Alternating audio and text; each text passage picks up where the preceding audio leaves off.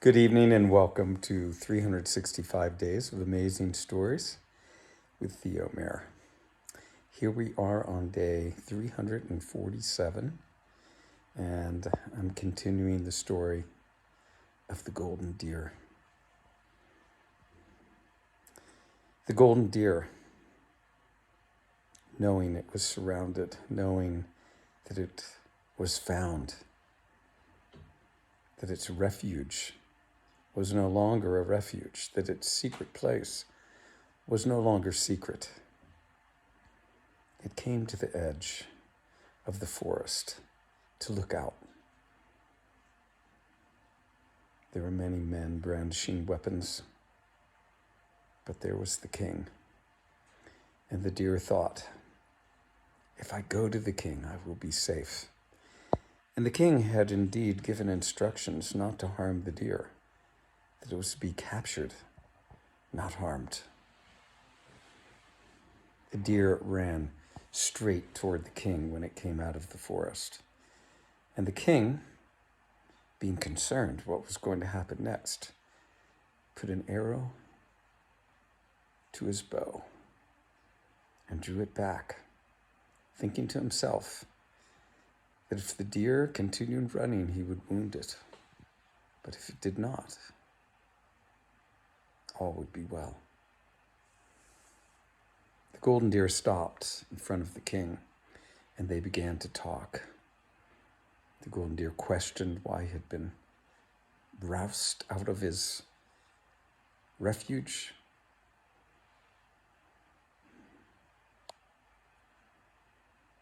The king had replied, told him about his wife who had had the dream, and that she was seeking his wisdom.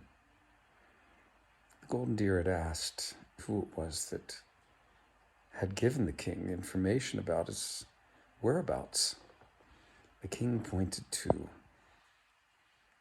a young man, the young man that the golden deer had saved, the young man who had promised not to give away the hiding place, the secret place of the golden deer. The man who the golden deer had brought into its refuge to heal him. When he'd seen those papers, the great reward for leading the king to the golden deer, all he could see was the life he would be able to live with that wealth.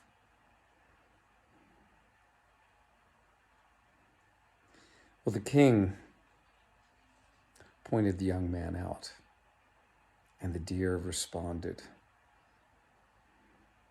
saying something to the effect that it would be better to pull a log in from the river than to save a drowning man like that. And the king asked, well, what are you talking about? And the golden deer explained what had happened, that the young man had been drowning in the river and that the golden deer had saved it and brought him back, nurtured him back to health. And the young man had promised not to give any knowledge of its whereabouts to anyone. Well, the king, when he heard this, Brahmadatta, who was very righteous and very good king, he put an arrow to his bow and said, here is how we deal with ones like this. And he pulled his arrow back. But the golden deer said, no, don't kill him. He will suffer enough for what he has done. Give him whatever he deserved. I will come with you, and I will teach your wife all I know. It's done. The king took down his bow. He sent the young man off with some of his men, and he was rewarded. The young man was given the treasure and the elephant and went on his way. But he carried a much larger burden than he ever had before. as he walked away with that chest filled with precious gems and gold coins. Yes, he might have enough to live in luxury his entire life, but what had he done in order to gain it? Well, the deer was brought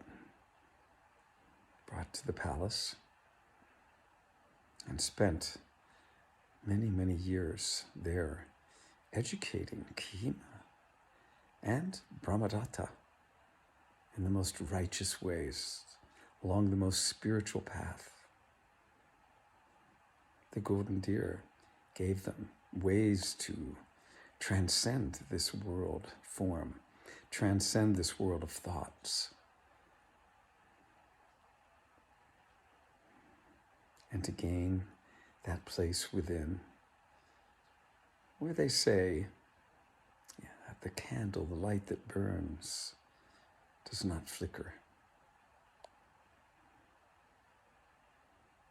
After those many years, Brahmadatta, always inviting the deer to return to the forest, finally, the deer asked if he could take his leave, because he felt the two of them, the king and queen, had reached an enlightened state, and that he could leave, having fulfilled the wishes of the queen, Kahima.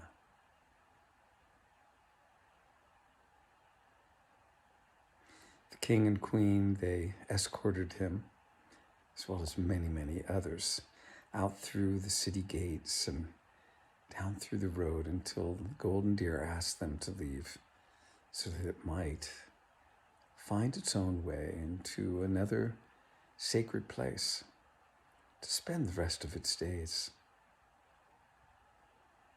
And so they parted trails. The golden deer went its way.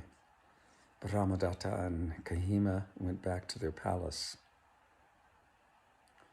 And within moments of returning, Kahima's heart breaking for the presence of that enlightened being, knowing that he would not return, asked her husband one more request. Could you please have a sculpture made of that beautiful deer so that each and every day I might gaze upon it and remember the lively conversations we have had these blessed days. And so it was done. As far as I know, in the city of Benares, this statue remains today as a guiding light